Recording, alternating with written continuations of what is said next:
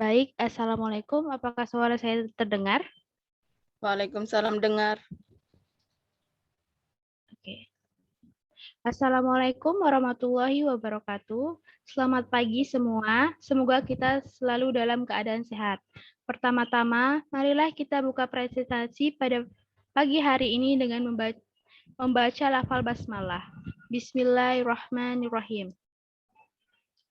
Yang terhormat, Bapak Agus Kamaludin MPD selaku dosen pengampu mata kuliah Dasar-Dasar Pendidikan dan Pembelajaran, serta teman-teman yang berbahagia. Sebelumnya, terima kasih atas waktu yang telah diberikan. Perkenalkan, nama saya Gesa Salutri selaku moderator dari kelompok 4, beserta rekan-rekan saya, Vira Widiawati, Fadia Hayatahta Aunila, Haryo Hendrawan Wijonarko, Hasna Hanifah Safitri, akan memandu acara presentasi pada pagi hari ini. Kami akan mempresentasikan materi yang berjudul Teori Belajar Konstruktivisme. Untuk pemateri pertama, dipersilahkan.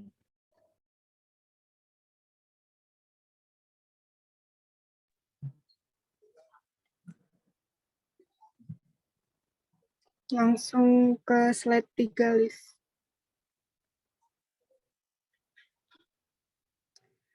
Baik, terima kasih atas kesempatan yang diberikan. Di sini saya akan menjelaskan makna teori belajar konstruktivisme. Apa itu konstruktivisme? Secara umum, konstruktivisme berarti bersifat membangun. Dalam konteks filsafat pendidikan, konstruktivisme adalah suatu upaya membangun tata susunan hidup yang berbudaya modern. Berdasarkan penjelasan tersebut, dapat dikatakan bahwa konstruktivisme merupakan sebuah teori yang sifatnya membangun dari segi kemampuan, pemahaman dalam proses pembelajaran. Sebab dengan memiliki sifat membangun, maka dapat diharapkan keaktifan siswa akan meningkatkan kecerdasan. Oke, teman-teman, sepertinya kurang lengkap untuk mengetahui teori konstruktivisme sebelum mengetahui pendapat-pendapat dari praktikum para ahli di antaranya yaitu menurut Hill mengatakan sebagai pembelajaran yang bersifat generatif, yaitu bagaimana menghasilkan sesuatu dari apa yang dipelajarinya, dengan kata lain bahwa bagaimana memadukan sebuah pembelajaran dengan melakukan atau mempraktekkan dalam kehidupannya supaya berguna untuk kemaslahatan. Selanjutnya, Szymanski mengatakan bagaimana mengaktifkan siswa dengan cara memberikan ruang yang seluas-luasnya untuk memahami apa yang mereka telah pelajari dengan cara menerapkan konsep-konsep yang diketahuinya, kemudian mempraktekannya ke dalam kehidupan sehari-hari. Berdasarkan pendapat para ahli di atas, maka dapat dibuat sebuah kesimpulan, yaitu konstruktivisme merupakan sebuah teori yang memberikan keluasan berpikir kepada siswa dan memberikan siswa dituntut untuk bagaimana mempraktekkan teori yang sudah ketahuinya dalam kehidupannya. Selanjutnya, teori konstruktivisme akan dijelaskan Saudari Hendra.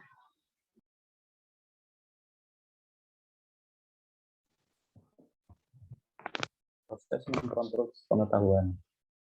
Yang pertama, pengaruh kuat dari dunia luar pada konstruksi pengetahuan seperti pengalaman, pengajaran, dan pengamatan terhadap model-model.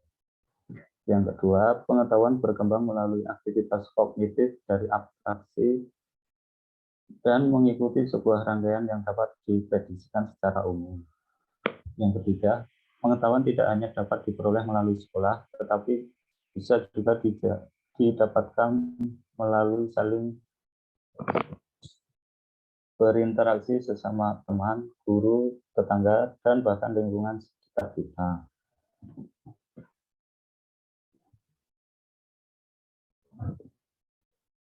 Proses belajar menurut teori konstruktivisme. Yang pertama, siswa diberikan keluasan untuk mengembangkan ilmu yang sudah didapatkan tersebut, baik dengan melakukan latihan, melakukan eksperimen, maupun berdiskusi sesama teman. Yang kedua, guru seharusnya membangun situasi-situasi sedemikian rupa sehingga siswa dapat terlibat secara aktif dalam materi pembelajaran melalui pengolahan materi-materi dan interaksi sosial. Dan yang ketiga, siswa diarahkan untuk dapat mengatur diri sendiri dan berperan aktif dalam pembelajaran mereka dengan menentukan tujuan, memantau dan mengevaluasi kemajuan mereka, dan bertindak melalui standar yang disyaratkan bagi mereka dengan menelusuri hal-hal yang menjadi minat mereka. Untuk selanjutnya, materi akan disampaikan oleh teman saya, Fadia. Teori belajar konstruktivisme menurut ahli Lev Vygotsky. Menurut Lev Vygotsky, ada 4 kunci pokok pembelajaran menurut model pembelajaran konstruktivisme, yaitu yang pertama, siswa lebih banyak menyusun pemahaman mereka daripada mendapatkannya dengan cara diperoleh langsung dari guru. Yang kedua, pengetahuan yang baru dimiliki siswa tergantung dari tentang materi pembelajaran yang diperoleh sebelumnya. Yang ketiga, pembelajaran disertai dengan interaksi sosial keilmuan. Yang keempat, tugas-tugas pembelajaran yang sesuai dengan materi pelajaran mendukung pembelajaran yang berguna bagi siswa.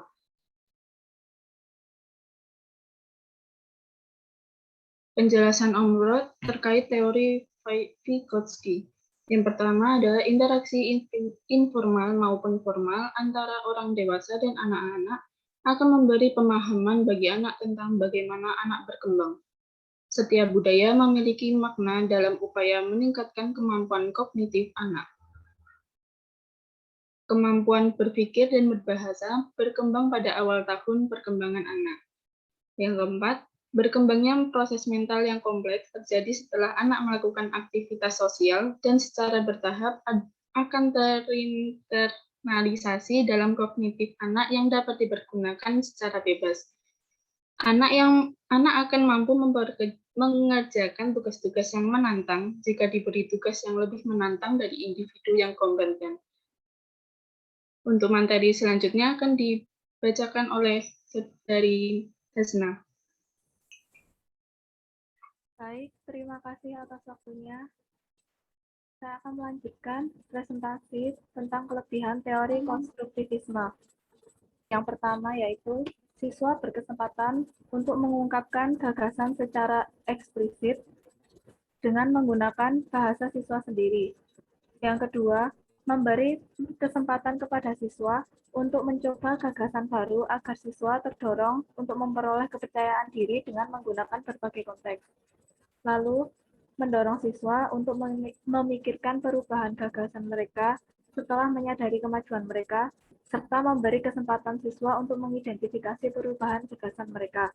Yang keempat, mendorong siswa berpikir kreatif, imajinatif, mendorong refleksi tentang model dan teori, mengenalkan gagasan-gagasan pada saat yang tepat. Yang kelima, memberikan lingkungan belajar yang kondusif yang mendukung siswa mengungkapkan gagasannya. Yang keenam, murid yang berkemahiran sosial boleh bekerja sama dengan orang lain dalam menghadapi suatu permasalahan. Kekurangan dari teori konstruktivisme yaitu 1. Guru merasa kesulitan memberikan contoh-contoh konkret dalam realistik dalam proses pembelajaran. Yang kedua, guru tidak ingin berubah dalam menggunakan model pembelajaran. Guru merasa nyaman dengan model pembelajaran tradisional, yaitu model ceramah. Yang ketiga, terlalu banyak bidang studi yang harus dipelajari dalam kurikulum, sehingga penguasaan materi oleh guru kurang memadai. Yang keempat, belum adanya alat-alat laboratorium yang cukup memadai untuk jumlah siswa yang besar. Dan yang kelima, guru berpikir bahwa pembelajaran konstruktivisme memerlukan lebih banyak waktu. Selanjutnya akan dilanjutkan oleh Saudara Hendra. Padanya dipersilahkan. Aplikasi teori konstruktivisme dalam kegiatan pembelajaran sains. Fokus pembelajaran sains adalah siswa, minat mereka, keterampilan belajar, dan kebutuhan dalam proses pembelajaran. Pada pembelajaran sains ini, siswa tidak hanya memahami konsep dan prinsip sains daripada mempelajari definisi dan formula, tetapi juga memahami di mana cara pengetahuan sains penting bagi kehidupan mereka dan untuk kehidupan manusia pada umumnya.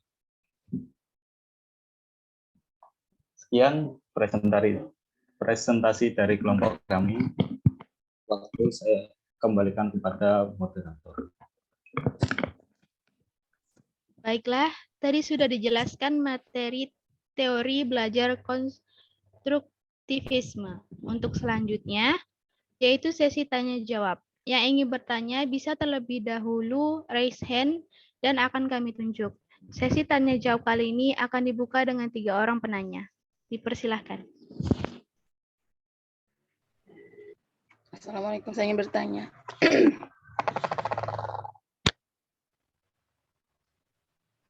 Mohon maaf, yang raise hand dulu ya, Mbak Lisdianti.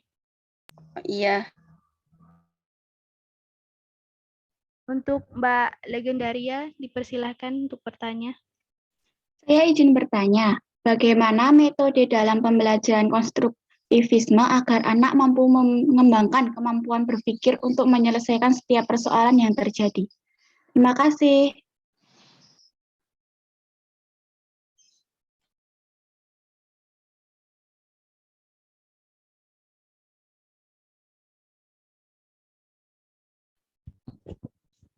Sama-sama Mbak. Untuk Mbak Elsa, dipersilahkan. Assalamualaikum warahmatullahi wabarakatuh. Izin bertanya, budaya seperti apa yang dapat memberikan makna dalam meningkatkan kemampuan kognitif anak dan berikan contohnya. Sekian. Baik Mbak, terima kasih. Apakah ada lagi?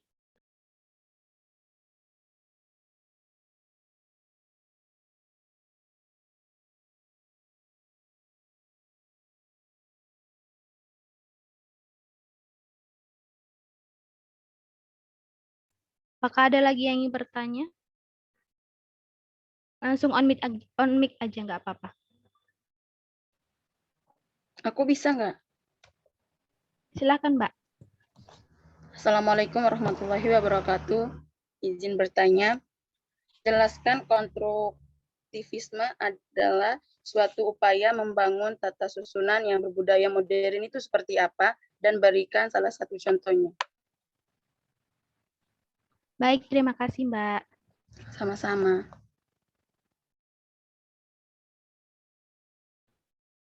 Kami mohon izin buat diskusi terlebih dahulu yuk Pak.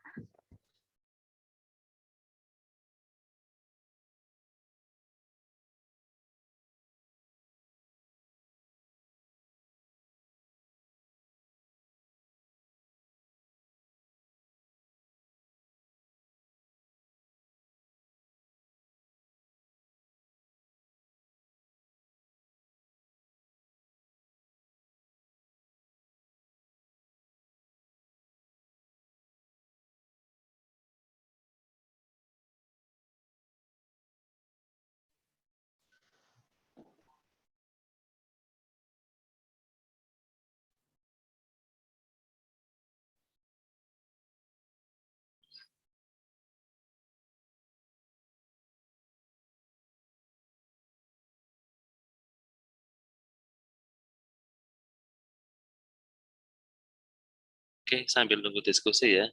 Bagus di apa namanya? Share video YouTube ini. Ada cara merekam laptop suatu saat apa namanya? Ada kalian yang butuh untuk sesuatu ya.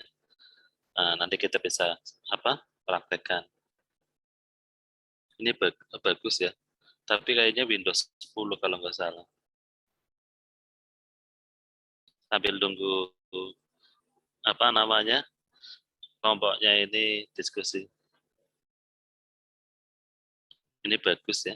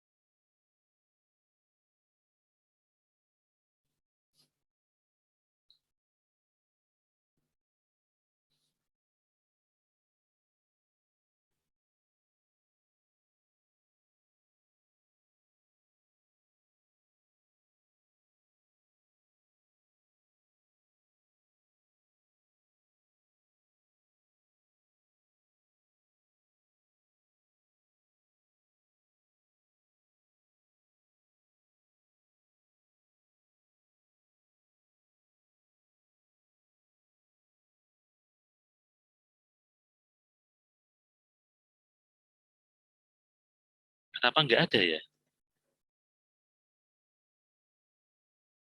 Ada yang terdengar nggak suaranya?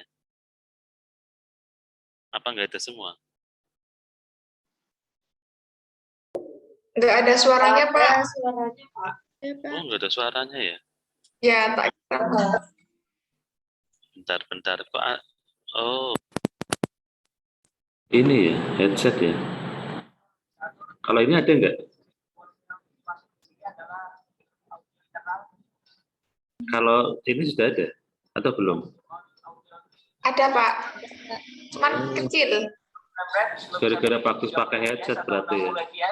Bentar, kita mau.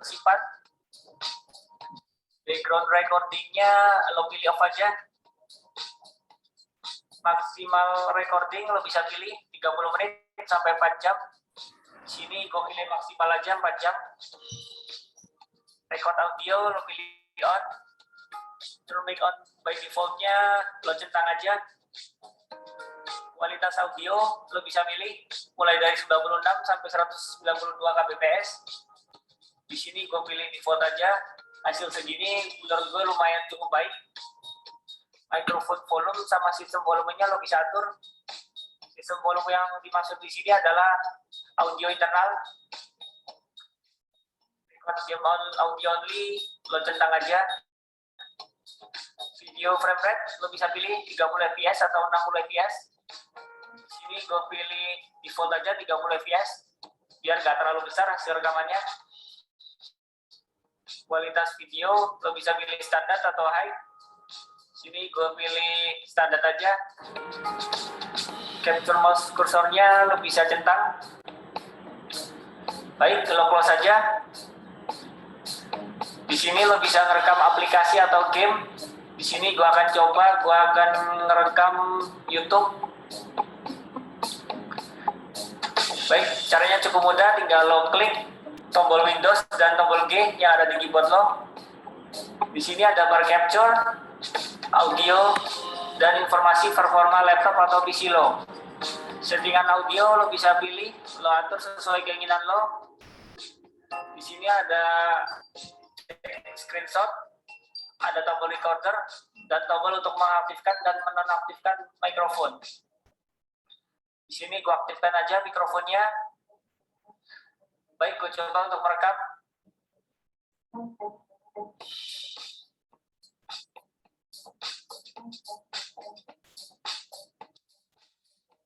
Biar gak terlalu lama videonya, gue skip aja. Baik, hasil rekamannya seperti ini. Ini sisi diri gue yang dilihat banyak orang. Glamor. Penuh sorotan.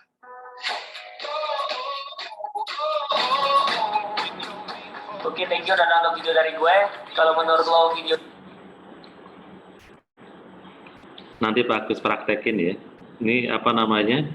Nanti kalau udah selesai, tujuannya kalau kalian mau ngajarin menggunakan laptop atau apa, tapi memang ini untuk Windows 10 sih ya, atau program tertentu itu bisa merekamnya seperti ini, itu lebih simple ya. Jadi langsung di layar itu langsung nanti tinggal kita kirim videonya.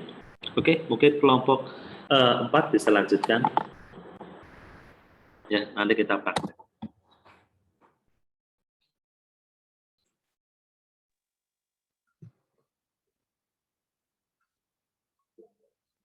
Baik, Pak, izin menjawab pertanyaan dari Mbak Ria.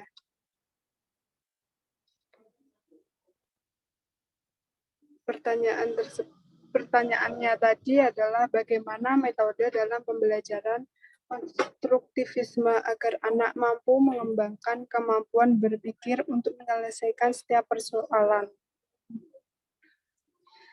Jadi mahasiswa yang memakai metode pembelajaran konstruktivisme adalah mahasiswa yang mandiri, mahasiswa yang mengembangkan dan meningkatkan kemampuan dan keterampilan secara mandiri, dan mahasiswa yang aktif akan menemukan sesuatu dan membangun sendiri pengetahuan dengan cara berdiskusi.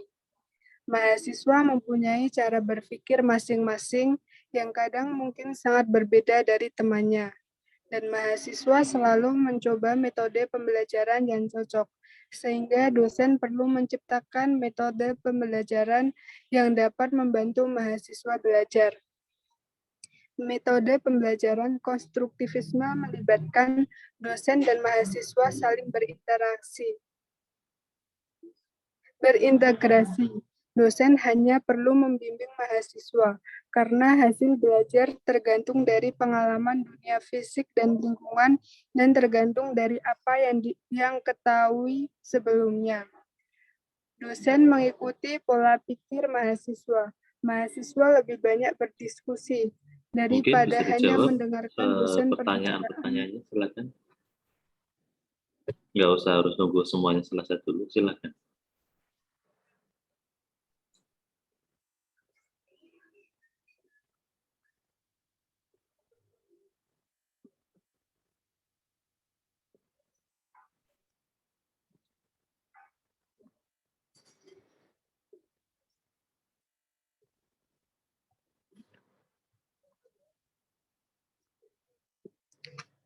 Dan merupakan kemampuan internal yang terorganisasi untuk membantu mahasiswa dalam proses belajar, proses berpikir, memecahkan masalah, dan mengambil keputusan sendiri. Baik, itu jawaban yang bisa saya jawab. Kurang lebihnya mohon maaf. Terima kasih.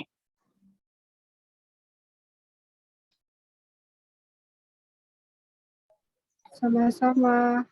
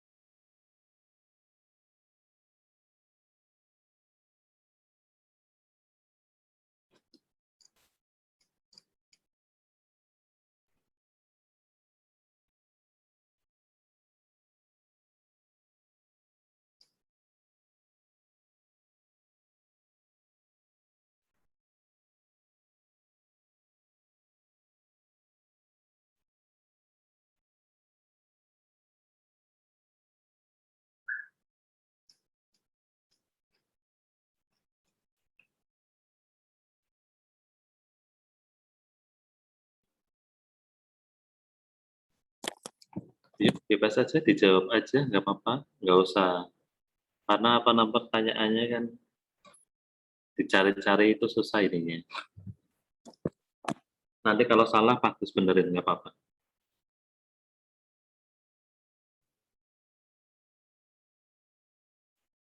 Saya akan menjawab pertanyaan dari Mbak Elsa tadi.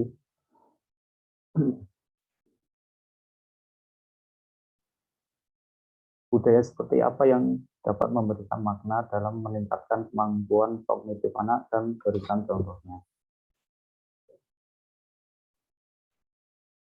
Asumsi dari kebudayaan sebagai sistem kognitif, yaitu bahwa kebudayaan sebagai sistem kognitif dipengaruhi oleh aliran psikologis kognitif, bahwa ide merupakan awal dari segalanya.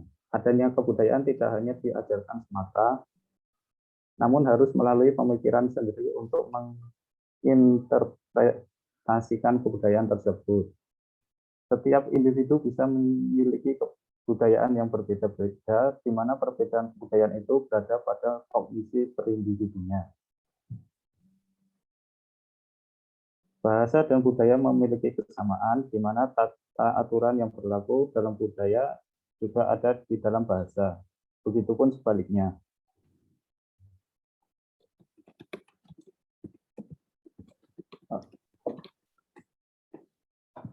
Contoh budaya untuk membangun kognitif pada anak, salah satunya tentang tata krama.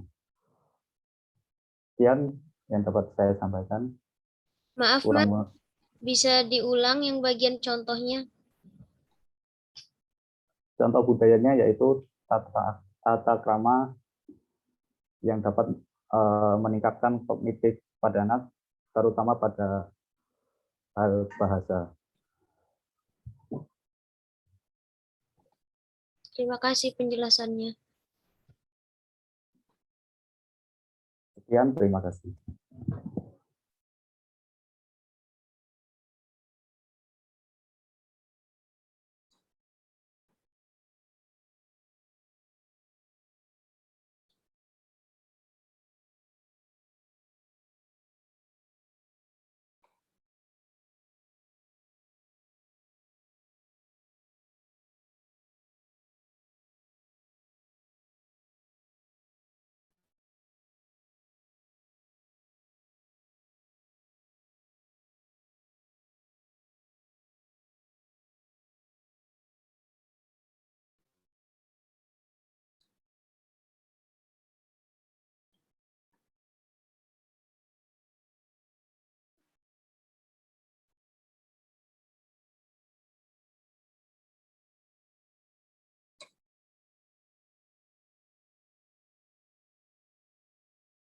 Ayo, pertanyaan nomor berapa dulu? Silakan dijawab. Iya, baik Pak. Nggak apa-apa, Izin salah nggak apa-apa ya. Jadi kita jawab kayak gitu, langsung aja apa namanya benar atau salah itu apa namanya, kalau menurut logika udah benar, udah nggak apa-apa. Jadi gampang nanti benerin ya. Karena kalau nanti desain kalian untuk semua mata kuliah itu apa namanya nggak improvisasi ya, itu nanti kebanyakan akan diem kayak gini ya. Jadi memang ke depan tolong apa namanya baca tentang misalkan tentang materi hari ini itu kan. Nah, kelompok yang maju baca sebanyak mungkin. Nah, baca jangan cuma hanya dari PPT misalkan yang buat tertentu, itu jangan ya. Jadi semuanya membaca tentang nyari-nyari ya di YouTube atau apa itu tentang misalkan konstruktivisme seperti apa gitu kan. Jadi PPT udah jadi, tetap belajar itu loh. Akhirnya apa, kalian punya ide. Karena apa, menurut Bagus kalau kalian nanti desainnya itu, cara logikanya itu baru ada pertanyaan nyari di Google dan sebagainya itu, nanti pembelajarannya akan cenderung apa namanya pasif ya, cenderung diem gitu kan. Jadi banyak waktu yang kosong itu kan kayaknya itu membosankan gitu loh. Nah, jadi apa ya? Tolong modelnya ya mulai dirubah ya. Jadi gimana kalian misalkan memang ada tugas maju, baca sebanyak mungkin ya. Kemudian apa? Langsung jawab aja. Jadi kalau dulu apa namanya Bagus ngajar kuliah gitu, biasanya itu mahasiswa cenderungnya apa ya? Berapa menit, misalkan 1-2 menit ya langsung nanti akan langsung jawab.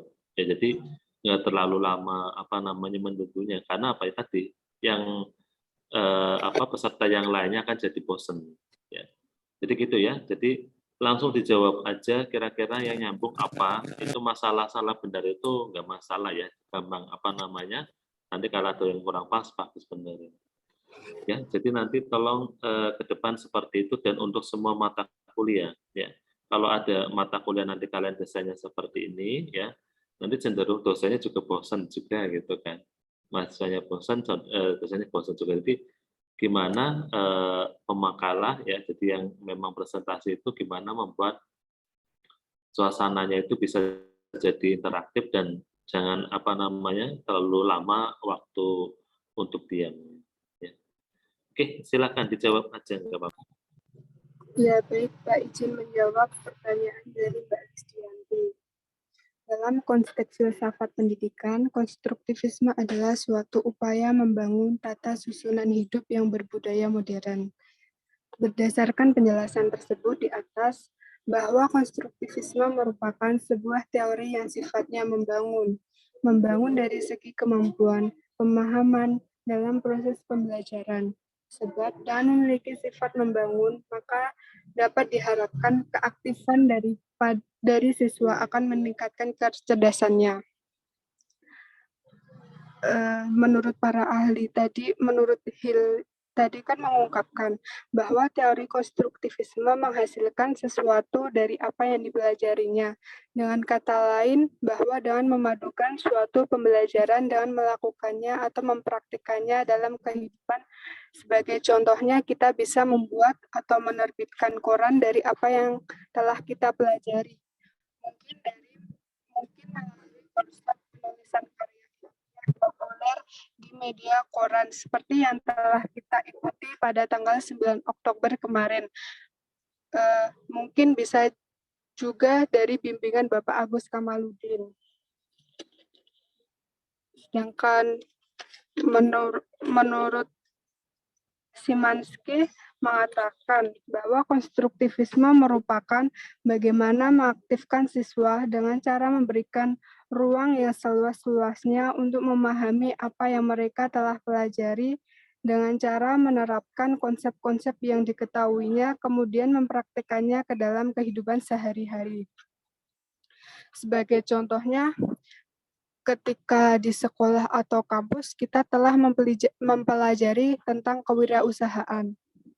Dari situlah munculnya ide-ide di mana kita ingin mendirikan usaha. Semisal kita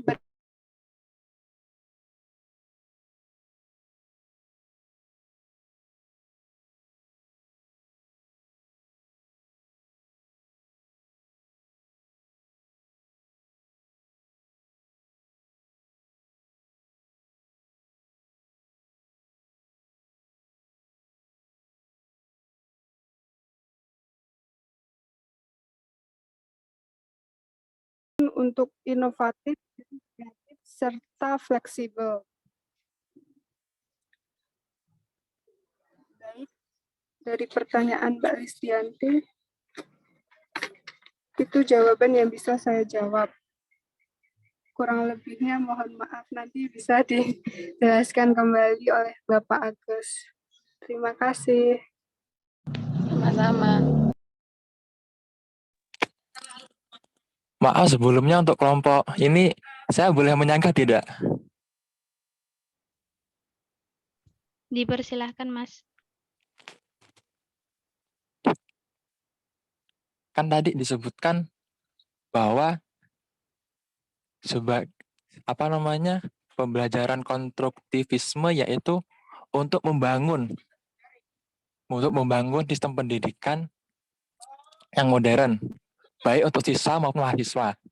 Nah, kan yang kita tahu sekarang ini, mahasiswa emang menerapkan sistem konstruktivisme. Nah, yang dimana mahasiswa dituntut untuk belajar sendiri, belajar mandiri, tidak menunggu arahan dari dosen. Maksudnya kan kita harus mencari semuanya sendiri. Nah, ini untuk siswa. Kan kita kepada SMA, MA maupun SMK. Nah, itu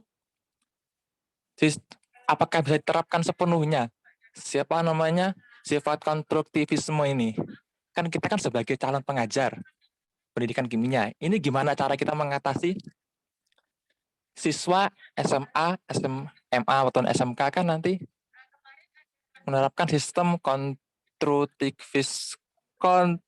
konstruktivisme. Nah, itu gimana ya? Sekian dari saya, terima kasih. Apakah bisa dipaham dari pertanyaan dari saya, tanggapan dari saya? Izin menjawab, mohon maaf. Kemarin kan kita udah melewati masa SMP sama SMA atau SMK. Nah, pada masa SMP dan SMK itu kan kita juga melakukan itu kurikulum 2013 yang berbeda dari kurikulum sebelumnya pada masa SMP, yaitu kurikulum KTSP. Pada masa SD itu kan kurikulum KTSP kebanyakan dari pengajar, terutama guru kan lebih ke arah ceramah. Kemudian pada masa SMP, SMK itu kan kebanyakan para guru hanya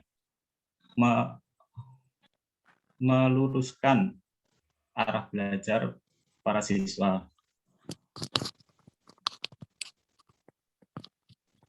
Gimana, Saudara Zaki? Tapi untuk sepengetahuan saya ya, jika kita menerapkan sistem konstruktivisme di SMA itu kayaknya nggak semuanya bisa mengikuti. Soalnya kan tidak semuanya pembelajaran yang dikhususkan kepada siswa itu bisa menanggapi itu. Soalnya sistem pendidikan konstruktivisme itu berat, yang dimana siswa harus benar-benar bisa mandiri, bisa benar-benar memahami permasalahan dari soal-soal yang diberikan oleh para guru. Nah, ini masih relevan tidak jika diterapkan untuk ke depannya?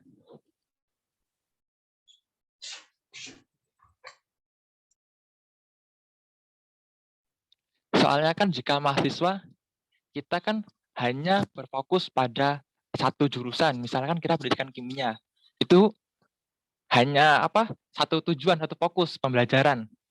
Nah, sedangkan pada masa SMA, itu banyak sekali pelajaran-pelajaran yang harus dipelajari. Apakah masih relevan jika kita menerapkan sistem konstruktivisme dalam SMA tersebut?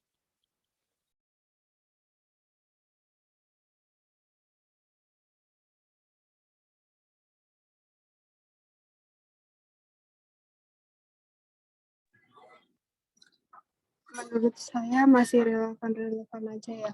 Soalnya kan kita sebagai untuk menuju ke generasi emas itu kita dituntut untuk mandiri dalam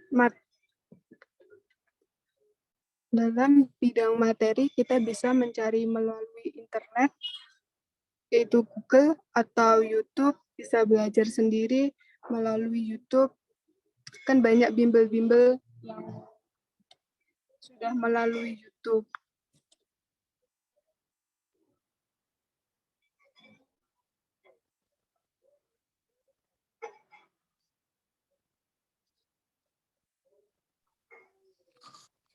Bukan seperti itu, Mbak. Yang saya pertanyakan tuh kan, di SMA kan kita banyak sekali membahas pelajaran dari, misalnya, kimia, biologi, fisika, MTK, bahasa Indonesia, bahasa Inggris, dan lain sebagainya, sejarah bila perlu.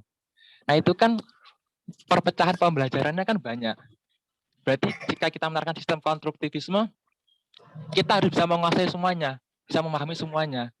Dan kita harus dituntut mandiri untuk semua pelajaran tersebut. Apakah masih relevan tersebut? Masih relevan pembelajaran konstruktivisme tersebut? Jika di mahasiswa kan kita hanya terfokus pada satu pelajaran, misalnya kan kita PKIM. Sebagian besar bahas tentang pendidikan kimia. Nah, itu kalau di SMA masih relevan tidak? Jika masih relevan kan berarti kita, kalau saya pribadi ya, saya dulu nggak bisa menangkap semuanya, soalnya banyak sekali yang harus dibahas. Jadi saya harus mengalahkan salah satu pelajaran tersebut dan memfokuskan pada apa yang saya inginkan. Gitu. Jadi nilai yang saya tinggalkan itu ya jelek nilainya. Itu gimana ya?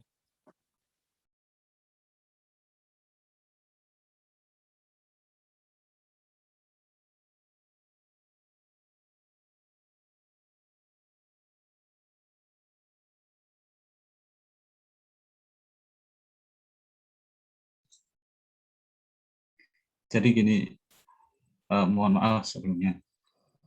Kan dulu kita pas SMA, MA, atau SMK kan itu sering presentasi membuat PowerPoint lah itu.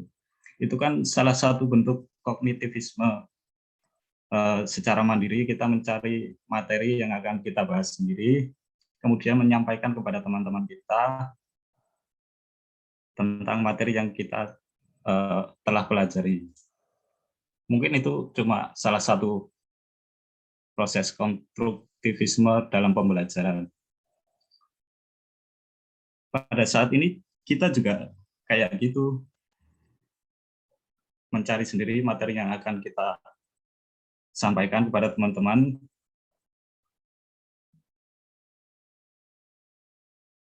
Mungkin seperti itu. Ada yang menanggapi lagi?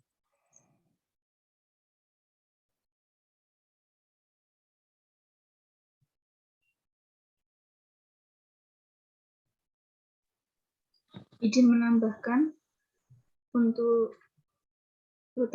pernyataan Zaki yang sesuai minat ya dari proses belajar menurut teori konstruktivisme.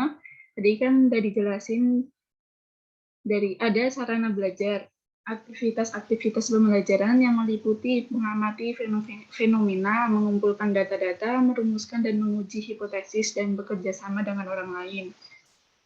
Di sini kita bisa mendapatkan tujuan atau memantau dan mengevaluasi kemajuan mereka dan bertindak melampaui standar yang disyaratkan bagi mereka dengan menelusuri hal-hal yang menjadi minat mereka.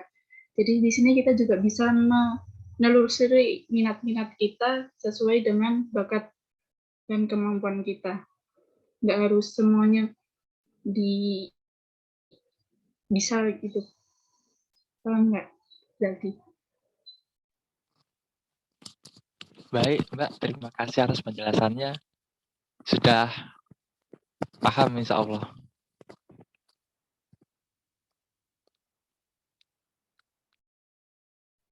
Baik, untuk yang lain, ada yang mau ditambahkan atau gimana?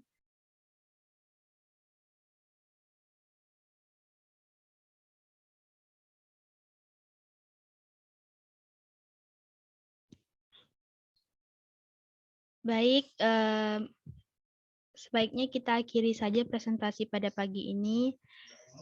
Mari kita mengucapkan alhamdulillah untuk kita semua. Sebagai moderator, saya mohon maaf atas kesalahan saya yang disengaja maupun tidak disengaja selama presentasi, dan saya mengucapkan wassalamualaikum warahmatullahi wabarakatuh.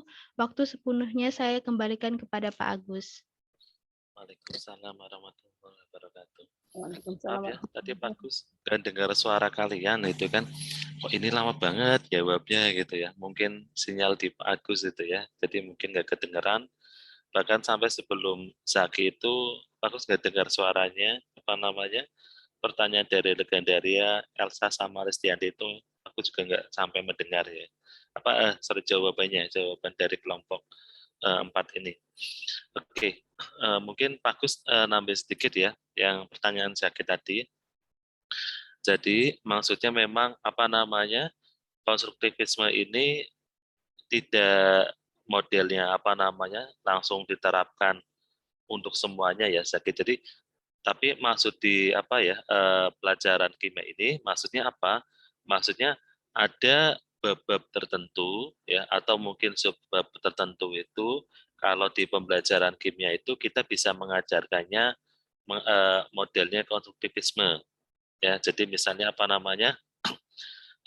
yang ada praktikumnya misalnya. Jadi yang ada praktikumnya misalkan laju reaksi gitu kan. Lah cara ngajarnya mungkin siswa bisa praktikum di sekolah atau praktikum di rumah ya tentang faktor faktor yang mempengaruhi laju reaksi. Ya, jadi misalnya kita ngajarnya untuk bab itu kalian memberi tugas ya siswa itu untuk bisa untuk melakukan praktikum di rumah ya, misalnya faktor luas permukaan ya. Jadi bisa menggunakan tablet Enervan C ya atau vitamin C ya. Kemudian yang pertama bentuknya tablet, yang kedua digerus jadi halus, kemudian dimasukin ke gelas yang berisi air dalam volume yang sama, kemudian mereka amati.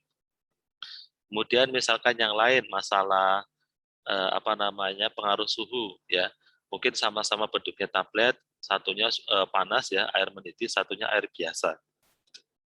Kemudian mereka teliti apa hasilnya gitu kan. Kemudian pas di sekolah itu nanti tinggal mendiskusikan dari hasil praktikum itu. Maksudnya apa? Jadi itu ngajarnya itu menggunakan logika mereka ya. Jadi penelitian ya yang mereka bangun menggunakan konstruk atau menggunakan logika mereka selama melakukan praktikum. Nah, akhirnya pembelajarannya akan lebih mudah dipahami. Dan ini konsepnya bukan untuk semua bab misalnya gitu ya. Kenapa? Karena kalau misalkan modelnya seperti itu semua, mungkin karena di Indonesia ya materinya terlalu banyak yang dipelajari. Nah itu nanti mungkin nggak cukup waktunya gitu kan. Nah akhirnya memang bisa sistemnya di bagian-bagian tertentu menggunakan desain pembelajaran konstruktivisme ya. Jadi bukan maksudnya SMA kita belajarnya banyak banyak bidang ya, ada biologi, kimia, matematika dan semuanya gitu kan. Kuliah itu kita belajarnya hanya di kimia aja ya, atau mungkin sekarang ada mata kuliah umum lah, agama gitu kan. Jadi memang bedanya Indonesia dengan di luar ya, cara pembelajarannya ini salah satunya gitu. Kalau di luar mungkin mulai SMA ya, mungkin banyak yang udah mulai dijuruskan ke jurusannya. Jadi misalkan mereka yang fokus memang misalkan ke eksat ya, mereka itu nanti akan mulai fokus ke mempelajarinya eksat aja gitu kan. Kalau di Indonesia enggak, semuanya dipelajari. Makanya di Indonesia ya banyak orang yang pengetahuannya luas ya, tapi hanya di kognitifnya aja. Tapi tingkat ke profesionalismenya itu tidak, jadi tidak sampai mendalam itu loh. Jadi bedanya orang luar sama di Indonesia, cara pembelajarannya apa ya? Kalau di Indonesia dipelajari semua. Jadi misalkan kita ditanyain di ibu kota Jawa Tengah itu apa, kita akan bisa menjawab di Indonesia. Tapi kalau kita orang luar negeri ya, kemudian ditanya ibu kota Jawa Tengah, belum tentu mereka bisa menjawab. Kenapa? Karena memang yang dipelajari itu lebih cenderung fokus ke arah bidangnya mereka, ke arah minatnya mereka. Ya, kalau kita itu terlalu banyak yang dipelajari. Dulu ya, Bagus pernah dengar juga, sebenarnya malah pemilihan jurusan itu dulu waktu dulu banget itu mau di SMP. Jadi kalau di SMP itu dijurusin, sebenarnya di SMA akan lebih mengerucut lagi apa yang dipelajari. Kuliah akan lebih mengerucut lagi. Nah, itu akhirnya akan jadi bagus. Jadi sebenarnya yang namanya orang profesional itu bukan orang yang tahu banyak hal, bukan. Ya. Tapi yang namanya orang profesional adalah orang yang tahu satu bidang dan itu di situ ahli. Nah, itu namanya profesional. Jadi misalnya gini, Bagus mau profesional dalam buku, ya. Jadi Bagus fokusnya ke buku aja ya. Apa yang dipelajari banyak tentang buku. Lah, akhirnya Bagus akan dikatakan punya pengetahuan yang luas tentang buku itu seperti apa. Walaupun mungkin bukunya buku tertentu ya gitu ya. Nah, itu namanya profesional ya.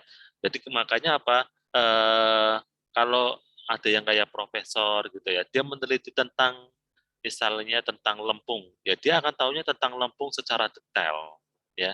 Kalau dia ditanyain yang lain misalnya ditanyain batu, dia nggak terlalu paham detail. Kenapa? Karena memang bukan bidangnya. Nah, itu namanya profesional ya. Jadi makanya ada istilah sesuatu itu akan maju kalau dipegang oleh ahlinya. Nah, makanya di negara kita itu juga banyak yang kacau ya. Kenapa? Karena banyak jabatan-jabatan yang bukan dipegang oleh ahlinya. Nah, itu salah satunya seperti itu ya. Nah, kemudian jadi maksudnya pembelajaran konstruktivisme itu ya itu maksudnya dalam kita mengajarkan materi-materi kimia yang ada di SMA kalau kita memang jadi guru ya. Nah, itu lebih cenderung arahnya arah yang seperti itu. Dan misalkan membangun budaya yang modern gitu ya.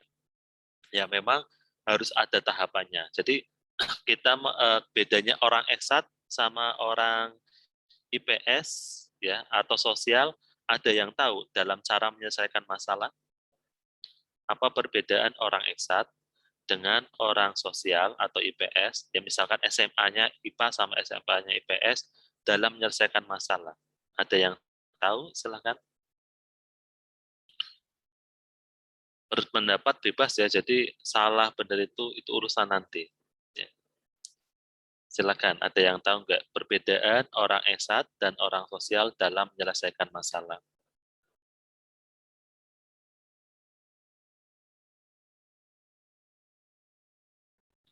Saya, Pak. Ya, silakan Mutia. Mungkin kalau anak IPS itu menyelesaikan masalahnya dengan melihat keadaan sekitar gitu.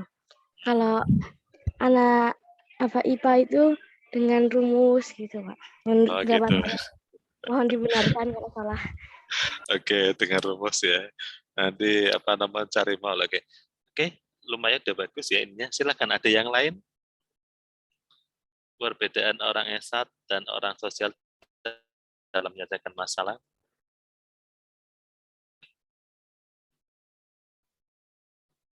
Nggak apa-apa, salah berpendapat itu kan oke-oke aja ya. Jadi semuanya dibenarkan. Silakan, ada yang mau ngasih pendapat lagi? Pak mau menjawab? Ya, silakan. Kesan. Menurut saya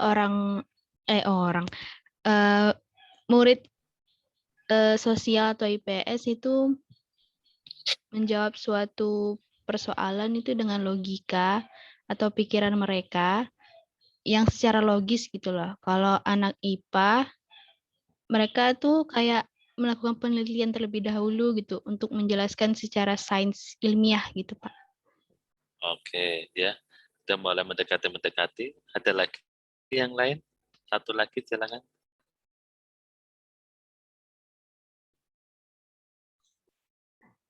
Di kehidupan sehari, ya silakan, di kehidupan sehari-hari lebih enak kayak. Silakan Hendrawan. Kalau menurut saya, kalau jurusan sosial IPS biasanya dengan survei lapangan. Oh, survei lapangan, oke. Kalau anak IPA mungkin dengan praktikum, Pak. Oke.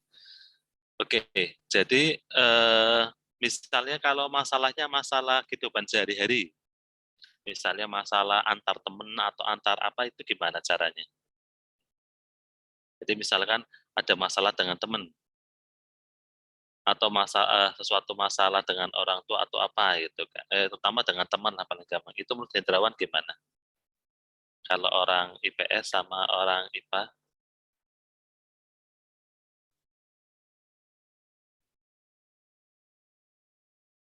Kurang ini ya.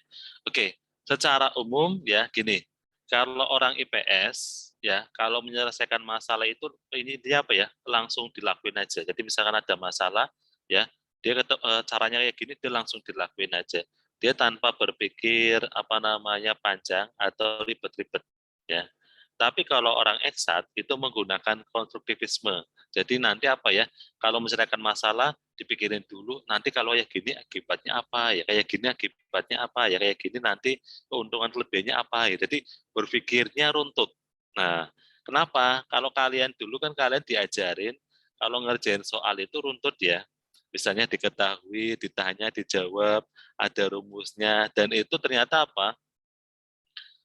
Ternyata membentuk pola pikir bahwa kita kalau menyelesaikan masalah orang IPA itu akan runtut ya. Jadi kita akan berpikir baik buruknya, kemudian nanti resikonya seperti apa ya. Jadi runtut tertata ya. Makanya kalau memplanning suatu apa itu dia cenderung akan jadinya bagus ya. Kenapa bagus? Karena memang dipikirkan banget dan detail gitu ya. Kalau orang IPS enggak, dia langsung ngambil tindakan. Nah, kemudian masalahnya nanti seperti apa, resikonya itu urusan belakang.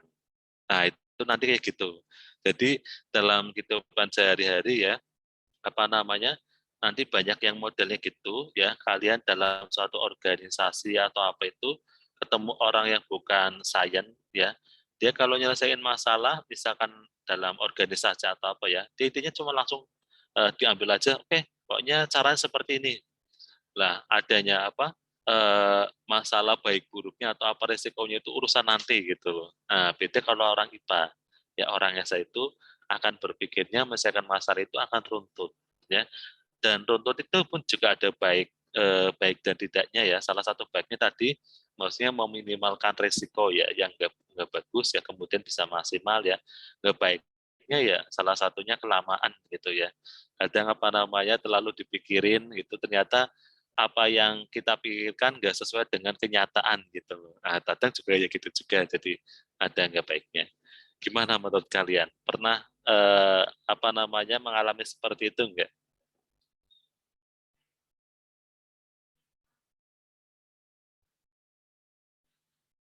Pernah Iya, Pak. mengalami hal itu enggak? Ya, Tapi saya silakan. kadang kalau berpikir juga langsung bertindak, nanti pikirnya terakhir, Pak. Oke, ya. Secara umum sebenarnya kayak gitu. Secara umum ya, kalau yang orang esat, mungkin kalau ya memang kembali lagi ke pribadi sih ya. Tapi secara umum biasanya orang esat akan berpikirnya lebih cenderung kayak gitu. Berpikirnya lebih cenderung apa namanya, memutuskan sesuatu itu akan dipikirkan dulu ini baik buruknya seperti apa ya. Nah itu juga salah satu konstruktivisme yang ternyata apa ya membawa. Nah kalau Mutia apa namanya enggak ya memang mungkin pribadinya ya memang itu pengaruh juga.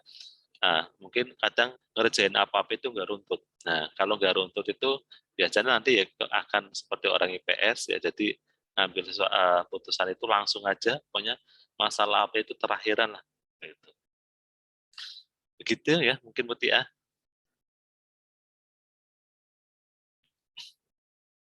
Nggih, Pak.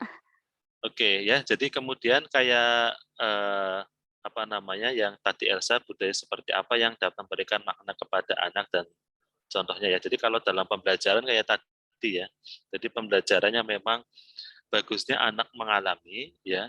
Karena apa? Kalau anak siswa mengalami itu ya, nanti daya ingatnya akan lebih tinggi. Jadi ada persentasenya ya.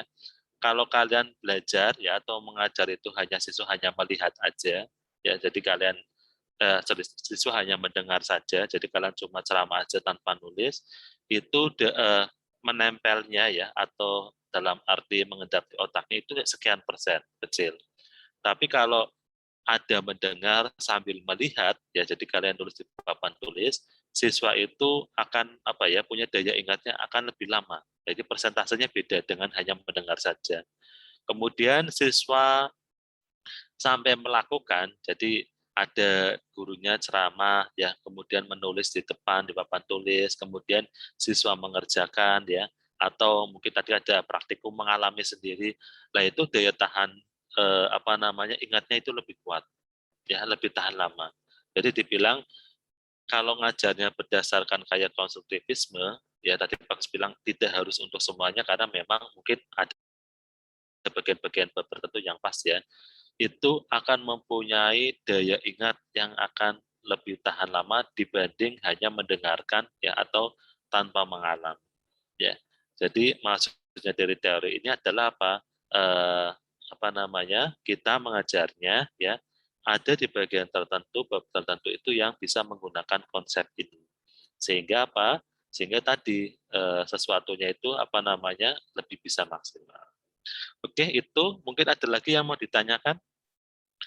Oh iya, kalau Bagus punya saran ya, kalau kalian apa namanya, misalnya ada pertanyaan, kemudian kalian mau diskusi ya, mungkin kalau kalian memang kalau bagus itu kalian apa ya, berapa menit itu langsung jawab ya. Tapi kalau kalian nggak bisa jawab dulu sambil ada yang nyari, mungkin dari moderator bisa mengasih ya ke teman atau peserta yang lain untuk menjawab. Itu mungkin salah satu trik ya agar perkuliahan itu bisa jalan terus ya. Kenapa? Karena kadang ada peserta ya yang memang paham ya, paham maksudnya pertanyaan itu ya. Jadi bukan anggota kelompok ya. Lah itu bisa mengasih apa namanya jawaban. Nah, akhirnya mungkin jawaban itu kayaknya sudah sesuai ya. Jadi kelompok itu nggak usah menjawab. Mungkin itu suatu apa namanya ide ya, cara apa namanya bisa dilempar. Begitu juga kalau kayak di sekolah. Jadi suatu saat ya di sekolah kalau kita memang nggak bisa jawab ya ada triknya. Nah triknya apa? Dilempar ke siswa. Oke, ada yang bisa jawab pertanyaannya Faiz misalnya ya. Ada yang bisa menjawabnya pertanyaan Faiz gitu kan. Nah nanti siswa yang lain jawab gitu kan. Nah kalau kalian memang apa namanya misalnya memang belum tahu tentang itu ya. Nah, itu salah satu caranya apa? Oke, bisa mungkin apa namanya? Silakan dicari ya. Kita minggu depan kita bahas. Nah, itu adalah salah satu trik ya. Ya biasanya kadang apa namanya, ada pertanyaan yang baru atau sesuatu yang memang belum diketahui ya. Misalnya apa namanya, dihubungkan dengan teknologi dan apa, guru belum tahu tentang info itu, akhirnya bisa kita modelnya tugas ya. Nah, apa namanya, bisa dilemparkan ke teman yang lain atau tugas. Jadi mungkin apa namanya, selanjutnya kita bisa menggunakan teknik itu ya, biar apa namanya, tidak ada waktu untuk apa namanya, jeda yang terlalu lama ya. Tapi kalau mungkin jedanya 1, 2, 3 menit juga masalah ya. Tapi kalau terlalu lama, Pak Segera mungkin semuanya peserta yang lain akan cenderung bosan ya. Itu bisa diberlakukan untuk apa namanya, mata kuliah yang lain ya. Silakan, ada yang mau ditanyakan?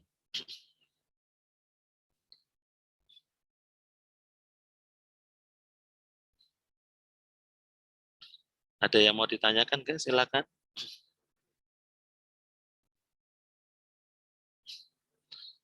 Kalau nggak ada ya, jadi yang mau merekam itu mau bagus apa namanya, ajarin apa udah paham tadi dari nonton videonya? Ya, silakan, ada yang menjawab.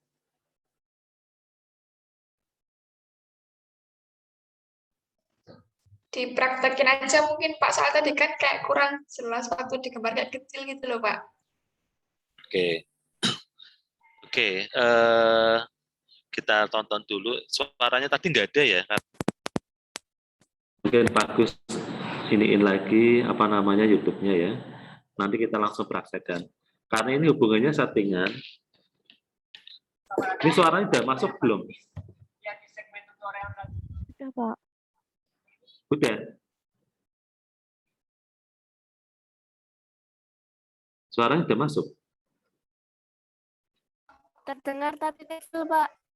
Oke, terdengar ya. Aku akan mengajarkan bagaimana cara untuk merekam layar laptop, Atia, dan lain-lain. Pertama-tama, long click start yang ada di pojok kiri bawah. Selanjutnya, lo pilih setting. Pilih gaming. Pak, belum di-share. Lo bisa. Oh, belum di-share ya? Oh, bagian udah di-share. Bentar. Oke. Oke ya. Kiri bawah. Selanjutnya lo pilih setting. Pilih gaming. Baik, untuk pengaturannya lo bisa pilih menu capture. Sini lo bisa pilih folder di mana hasil rekaman lo nanti tersimpan. Background recordingnya lo pilih apa aja. Maksimal recording lo bisa pilih 30 menit sampai 4 jam. Di sini gue pilih maksimal aja 4 jam. Record audio lo pilih on. Mic on by defaultnya lo centang aja. Kualitas audio lo bisa pilih mulai dari 96 sampai 192 kbps. Di sini gue pilih default aja. Hasil segini menurut gue lumayan cukup baik. Microphone volume sama sistem volumenya lo bisa atur.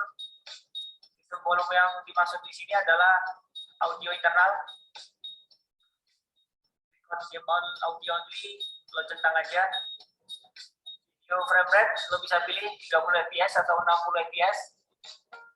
Ini gue pilih default aja 30 fps biar gak terlalu besar hasil rekamannya. Kualitas video lo bisa pilih standar atau high. Ini gue pilih standar aja. Capture mouse kursornya lo bisa centang. Baik, lo close aja. Di sini lo bisa ngerekam aplikasi atau game. Di sini gue akan ngerekam YouTube. Oke ya. Oke, jadi bentar, bagus modelnya screen ini. Udah paham ininya? Cara nyetingnya, tapi ini hanya untuk Windows 10 ya. Jadi apa namanya? Nah, ini yang gaming di sini ya. Kemudian capture ini.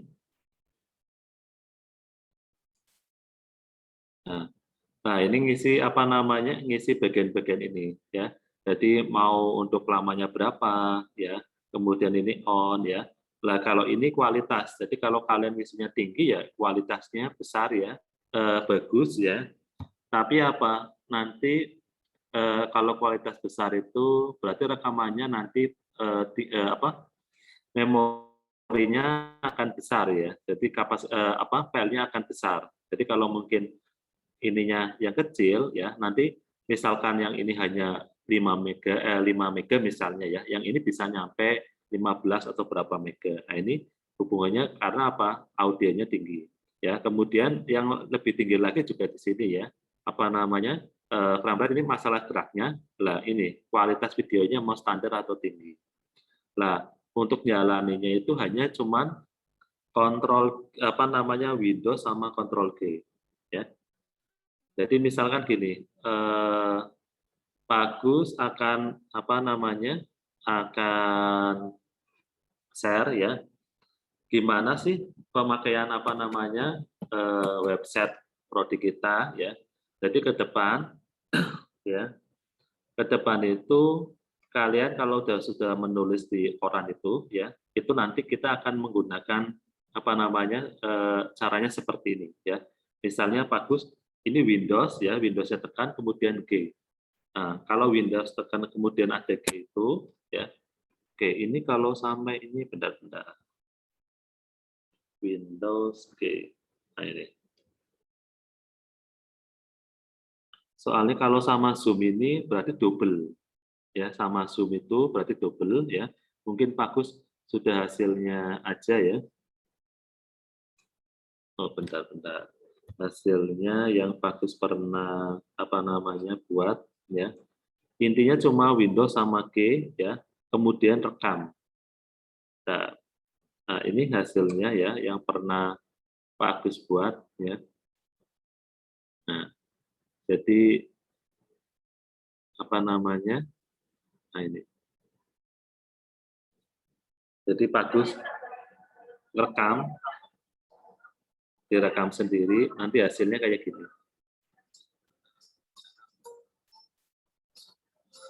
Nah, jadi kalian bisa praktekkan ya modelnya seperti itu.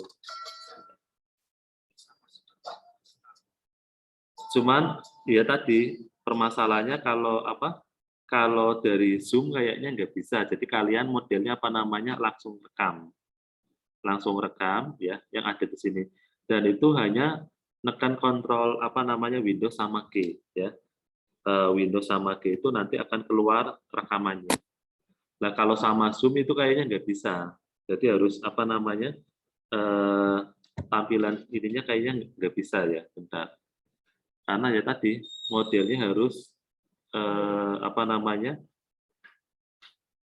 bentar, harus model langsung aja tanpa kita menggunakan aplikasi model Zoom ini.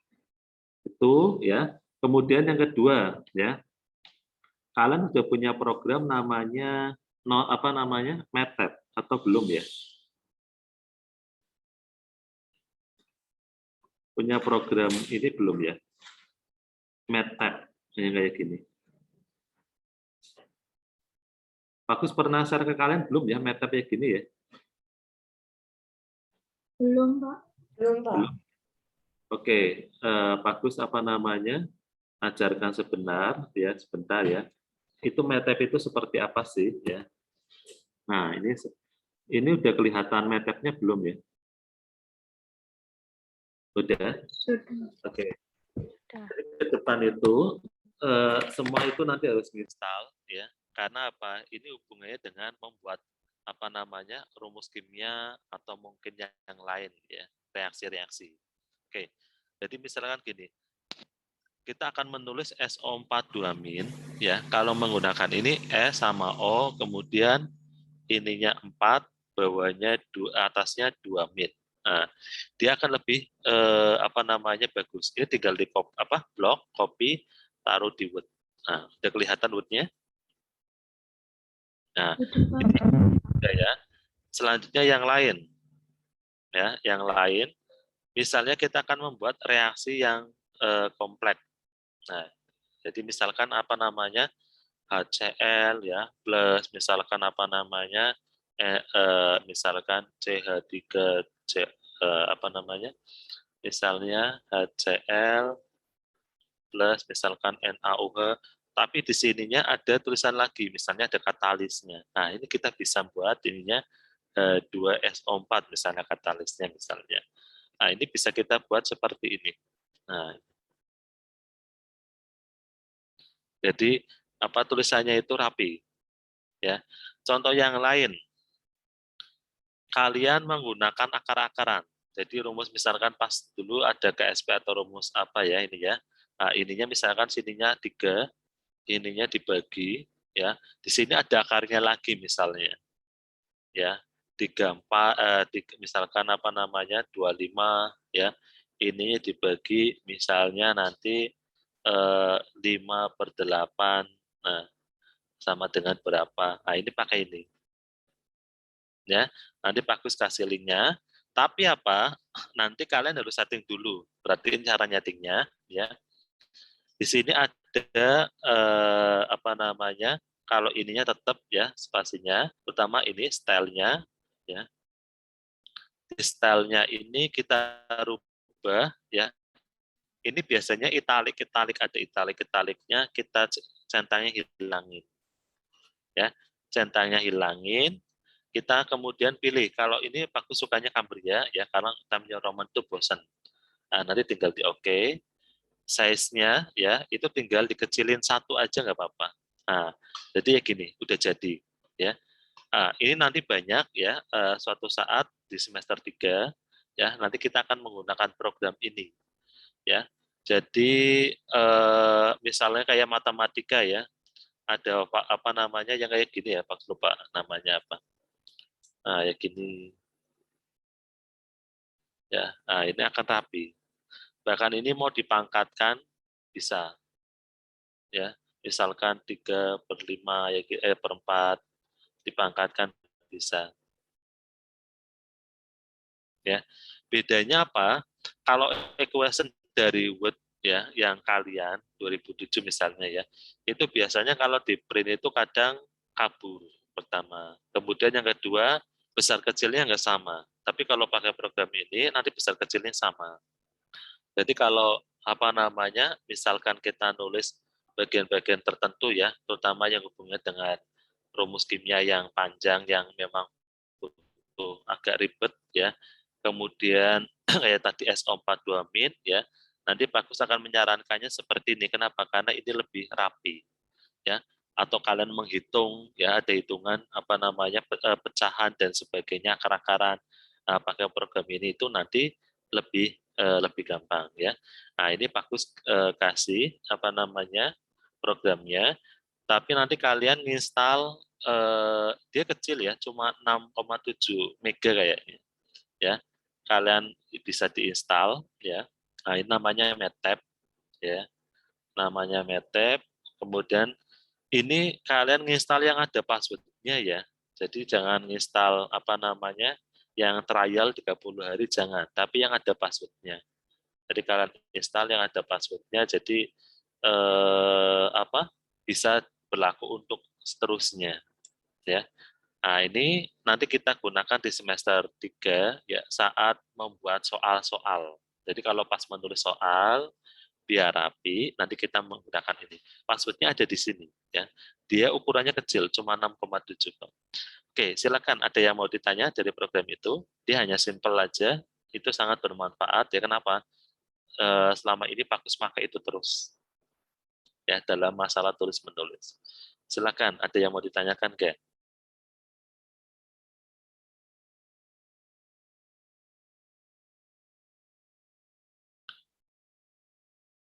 Ada yang mau ditanyakan? Tadi jadinya pakai password-nya apa, Pak?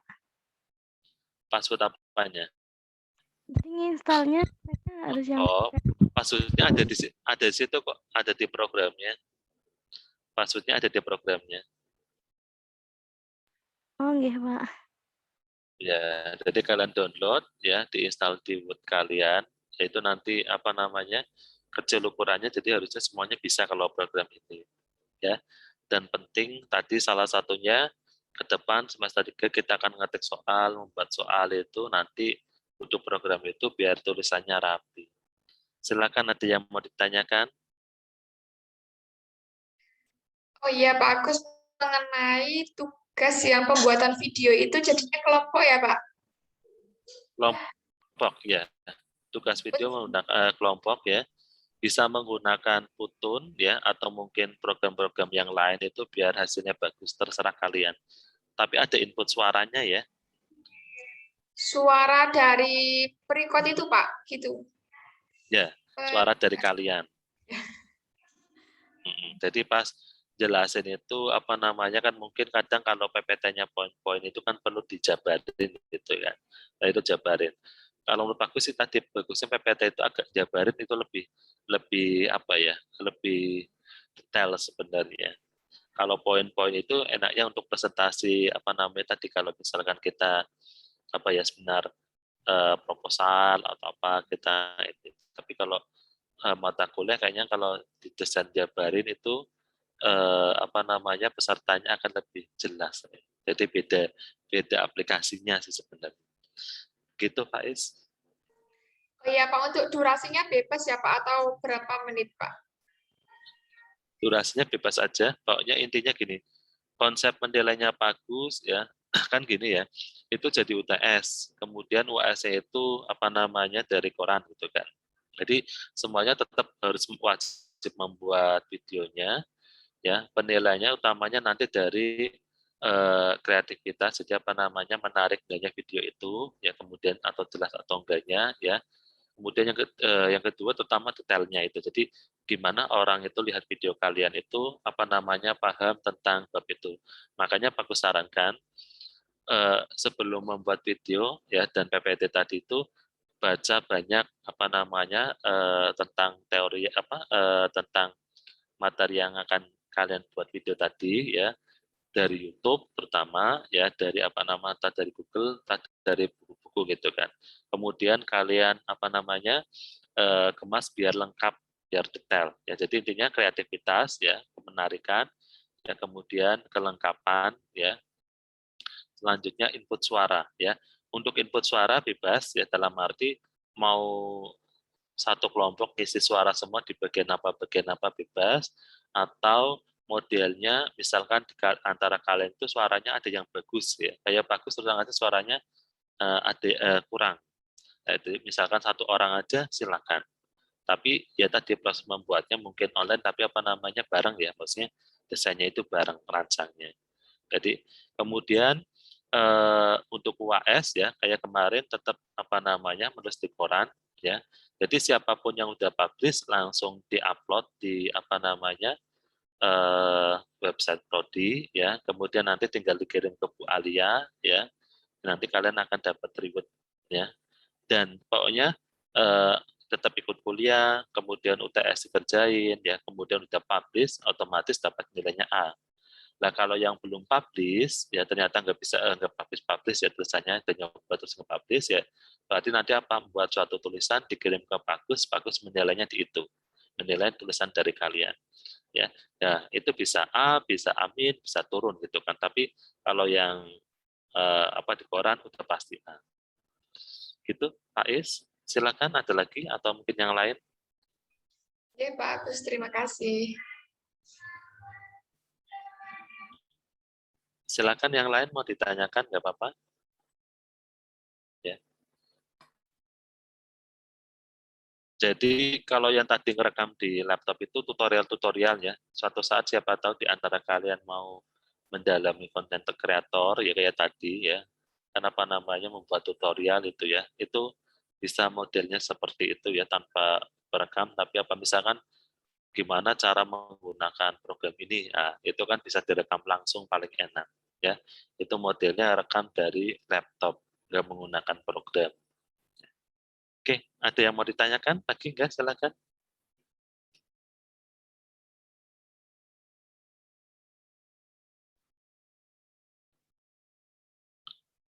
tidak ada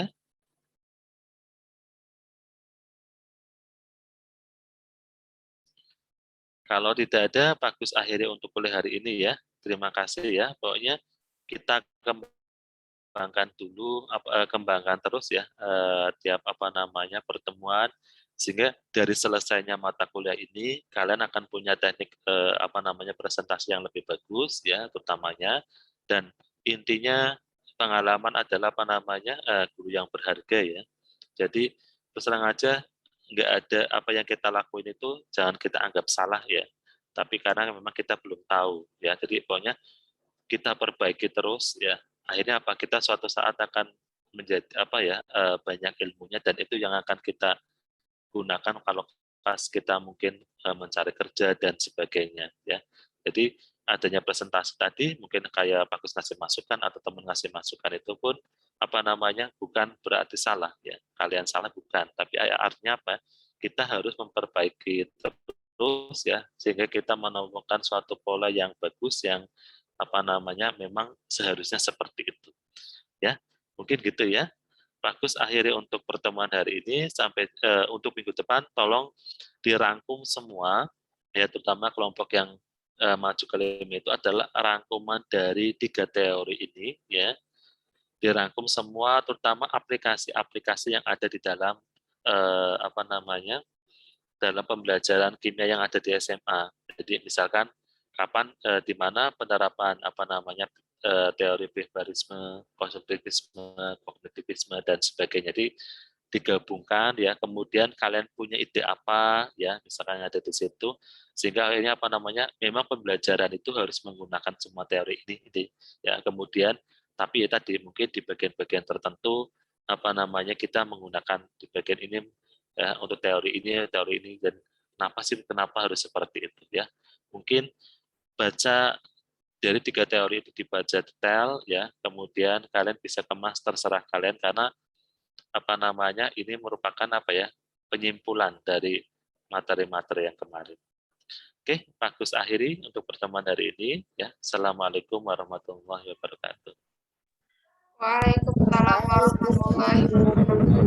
Terima kasih.